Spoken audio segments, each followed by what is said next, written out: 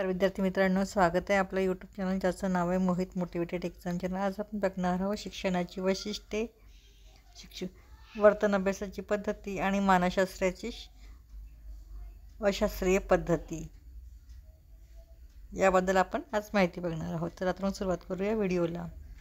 सुरुवातीला शिक्षणाची वैशिष्ट्ये काय आहे तर शिक्षण ही अखंडपणे चालणारी प्रक्रिया आहे। शिक्षण ही नैसर्गिक व सहज प्रक्रिया आहे। शिक्षण ही त्रिकेंद्रात्मक प्रक्रिया आहे। शिक्षण ही मानसिक प्रक्रिया आहे। शिक्षण ही सामाजिक प्रक्रिया आहे। शिक्षण औपचारिक, अनौपचारिक आणि सहजपणे दिले जाते। त्यानंतर शिक्षण ही स्वयंस्फूर्त प्रक्रिया आहे।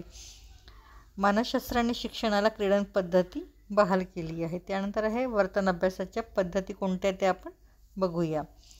बालकाच्या वर्तनाच्या शास्त्रीय पद्धतीने अभ्यास करणारे शास्त्र म्हणजे बालमानसशास्त्र होय। बालमानसशास्त्राच्या अभ्यास पद्धती आहे तर एक आहे शास्त्रीय पद्धत आणि दुसरी आहे अशास्त्रीय पद्धत। शास्त्रीय प्रयोगामध्ये येतात पद्धतीमध्ये शास्त्रीय अभ्यास पद्धतीमध्ये येतात प्रायोगिक, जीवनवृत्तांत, सर्वेक्षण, वैयक्तिक आणि मनोविश्लेषण पद्धती या शास्त्रीय अभ्यास पद्धतीमध्ये येतात। तर अशास्त्रीय अभ्यास पद्धतीमध्ये पर्यंक, दंतकथा आणि आत्मनिरीक्षण या पद्धती अशास्त्रीय अभ्यास पद्धतीमध्ये येतात।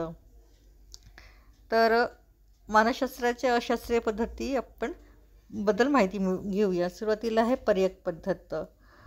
पर्यक पद्धतीमध्ये थोड्या निरीक्षणावर व जास्तीत जास्त तर्क व अनुमानावर आधारित असलेली पद्धती आहे म्हणजे पर्यक पद्धती। उदाहरणार्थ आहे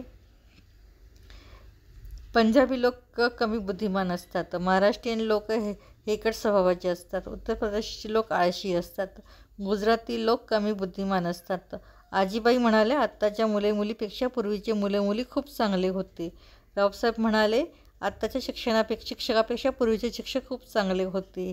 तर हे झाले अनुमान आणि तर्कावर आधारित केलेले वक्तव्य। तसे हे वक्तव्य पर्यक पद्धतीमध्ये वापरले जातात। त्यानंतर आहे दंतकथा पद्धती। दंतकथा पद्धतीमध्ये भारत देश हा कथाप्रिय देश आहे। कथा ऐकणे व कथा सांगणे सर्वांनाच आवडते। उदाहरण बघूया आपण। कोल्हा धूर्त प्राणी असतो, घोडा इमानी प्राणी असतो, आपल्या मृत मालकाच्या शेजारी थांबून घोडा अश्रू ढाळतो। हे सर्व उदाहरणं आहेत दंतकथा पद्धतीची। त्यानंतर आत्मनिरीक्षण पद्धत म्हणजे काय तर ते बघूया। अंतर्मुख होऊन स्वतःच्या अनुभवाचे निरीक्षण करणाऱ्या पद्धतीच आत्मनिरीक्षण पद्धती असे म्हणतात। एखाद्या घटनेचा अनुभव घेऊन त्यात वृत्तांत कथन करणे म्हणजे आत्मनिरीक्षण। आत्मनिरीक्षणाचे फायदे किंवा गुण।